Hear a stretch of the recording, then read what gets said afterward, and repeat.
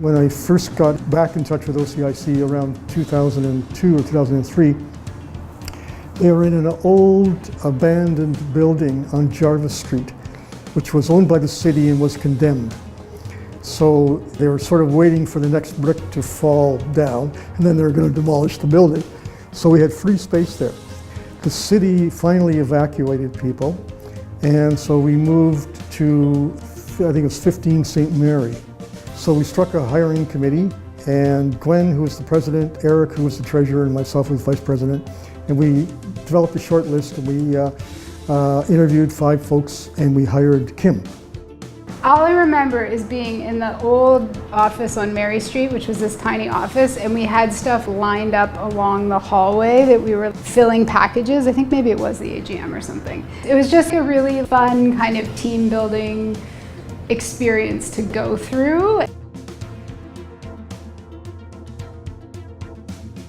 I always find the AGMs, the annual general meetings and symposia that we have every year, to be the most exciting thing that we do. A couple of years ago, we invited the Lieutenant Governor of Ontario to come, and we were very excited when she accepted our invitation. And what was even more exciting was that when she came, she actually told us that she was familiar with OCIC and that she had been following our work. And I think for me, that was a really big deal. I really enjoy transformations. I think that it's a fantastic medium using a digital exhibit to reach Canadians. I think the transformations really achieves photojournalism at its best, and we really strive to tell stories well. I first came across OCIC through Development and Peace, and so it'd be about 12 years ago, and it was International Development Week. I'd never heard of International Development Week. I came to the job and people had told me, like, well, you know, International Development Week's coming up and we've got to do something. We always do something with OCIC and we've got to promote it, and I've learned all about International Development Week, and it continues to go on, and it's a great initiative, a great program. For me, OCIC is about support, and that's the way I've always felt, not only about Kimberly and Lisa and others and yourself and the global change makers and the people I've met along the way, and all the food that I've ate and the development drinks that I've been to and the awards that I've seen presented and the IM magazines that I've read. There's so much, because, you know, it's 30 years.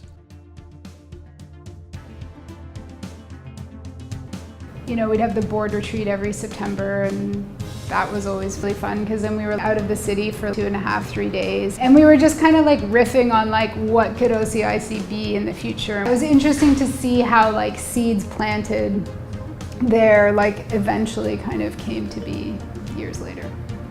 I remember one day, it was during the week, my birthday, and I came into the office, just regular day for me. Came up somehow that it was my birthday, and then we all went out for ice cream, and then like Lisa brought me cupcakes, which was really sweet, even though she wasn't even at work that day.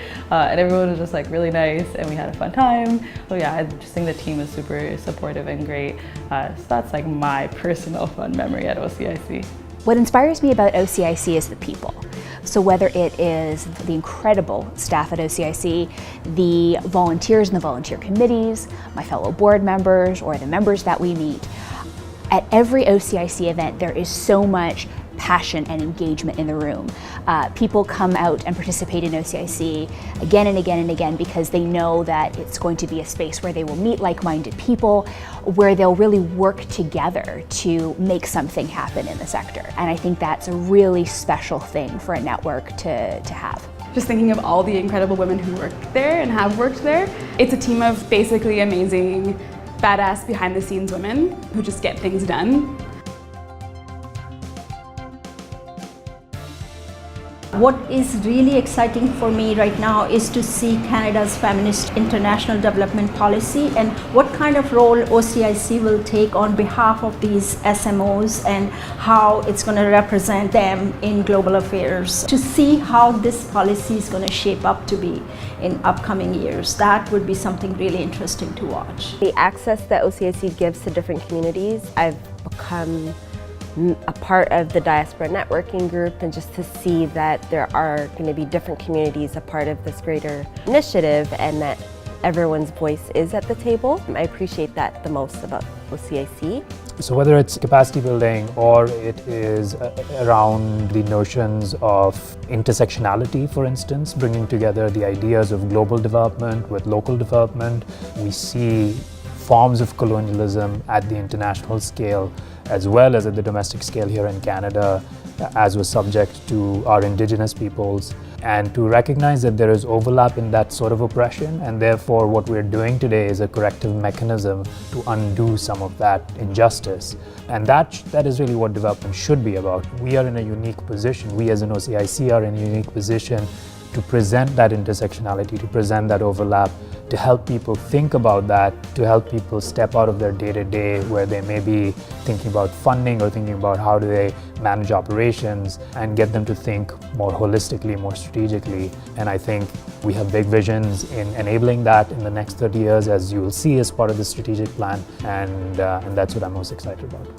I think in the next 30 years, OCIC is going to continue to bring people together from diverse groups and backgrounds to work towards the Sustainable Development Goals and beyond. OCIC is a natural convener of people, of thoughts, and of ideas, and I know that they're only going to continue to do that in the decades to come.